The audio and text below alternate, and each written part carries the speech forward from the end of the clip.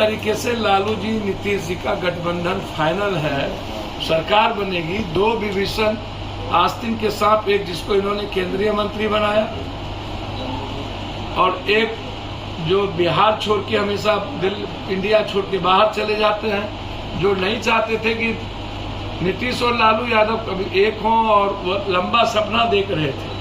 तो ऐसे समय में लंदन जाना और फिर सीबीआई इंक्वायरी होना और जगह जाना, तो ये दुनिया को समझने की जरूरत है। मेरा सिर्फ इतने कहना है कि मेरी समझ राजनीतिक रूप से जितनी है और जिस तरीके से आज आनंद फानंद में मीटिंग बुलाई गई है, उसमें साफ है कि बिहार बड़े बदलाव की ओर जा रहा है।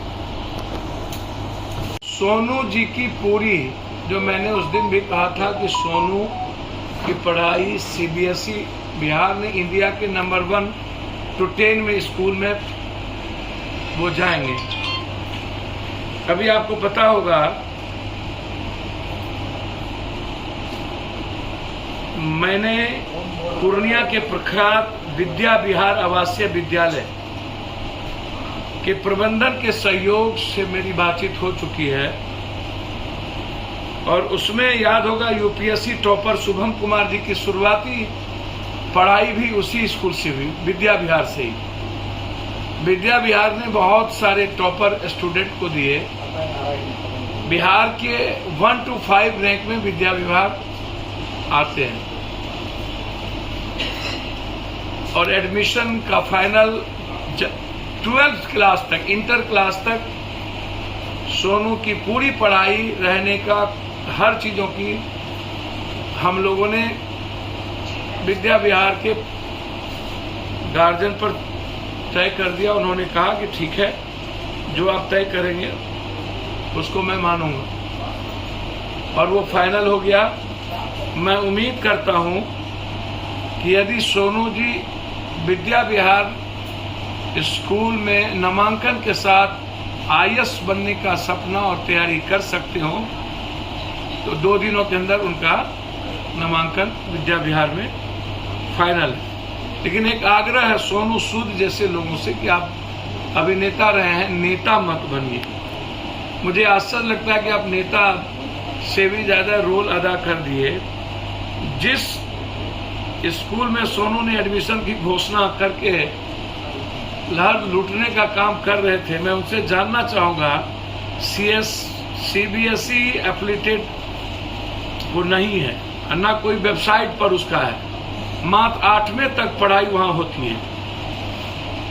तो इतने बड़े ठगने का काम क्या सोनू सूद या कोई नेता अपने बच्चों को, जिसका कोई वेबसाइट पर नहीं, सीबीएसई में नहीं, क्या नामांकन कराएंगे? तो इस तरह के नेताओं से और इस तरह के गलत मार्केटिंग करने वाला जो आजकल सोनू सूद जी के बारे में बाढ़ में भी मैंने, कोरोना में भी मैंने कहा था कि उनकी मार्केटिंग की गई और पप्पू यादव जो दुनिया के लिए जिया, तो मेरे पास कोई मार्केटिंग का रास्ता नहीं था। हमेशा एक घाट डनिया भी बकसता है और हमेशा नहीं चलता है, एक ही बार काट की हंडी चढ़ती है। अब दोबारा चढ़ाने का प्रयास किया।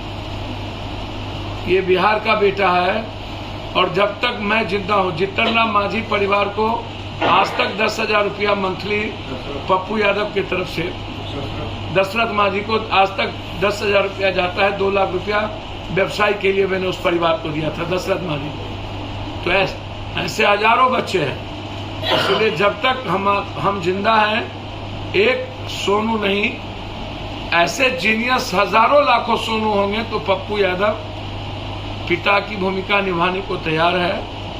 और किसी की जरूरत, ऐसे लोग जो सिर्फ सुर्खियों में रहना चाहते हैं, अपनी दुकान चलाना चाहते हैं, मीडिया ट्रायल जैसे चीजों को, ऐसे लोगों की जरूरत बिहार को नहीं। मेरा सवाल कि सीबीआई को अगर जांच करनी थी इतने वर्षों तक, सीबीआई कहां थी? इसके पीछे क्या कारण? किस प्रलोभन में और किनके गुप्त समझौते पर आज तक सीबीआई ने कार्रवाई नहीं की। इसका मतलब कहीं न कहीं गुप्त प्रलोभन थे, सांठगांठ था और सीबीआई ने कार्रवाई नहीं की। इसके पीछे कंप्लीट सरकार थी। क्या नीतीश जी और लालू जी का लगभग सरकार बनाना तय हो गया?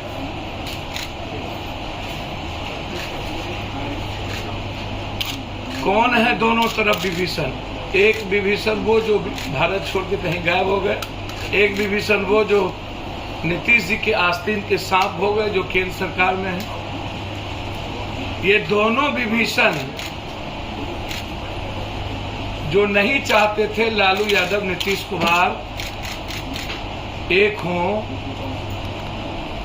लालू नीतीश कुमार जी की सरकार का निर्णय एक साथ आना सीबीआई इंक्वायरी के रेट का सबसे बड़ा कारण। ये आप समझ लें। मतलब अब सीबीआई तोता नहीं रह गई, सीबीआई गिद्ध बन गई। गिद्ध सब कुछ प्लान में है।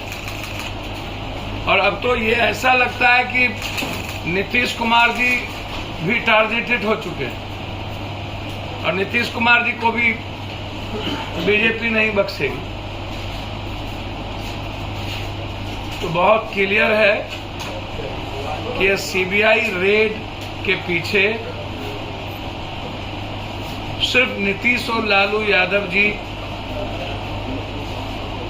का सरकार बनाने का निर्णय, एक साथ आने का निर्णय, और इतने दिनों के बाद सीबीआई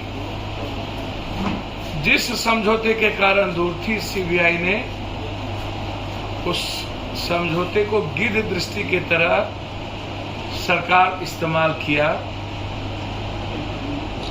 और आगे इससे भी खतरनाक सीबीआई की इस्तेमाल होगी।